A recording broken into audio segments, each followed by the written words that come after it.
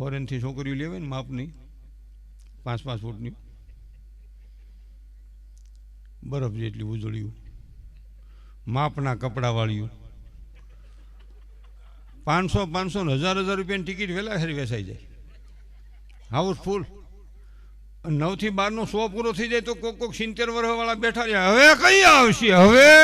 હવે મોત આવશે એમાં વિકૃતિ પેદા થઈ છે સંસ્કૃતિ નહીં મળે આ ધર્મના કાર્યમાં સાધુ સંતોના મુખમાંથી જે વાણી નીકળે એમાં સંસ્કૃતિ પેદા થઈ છે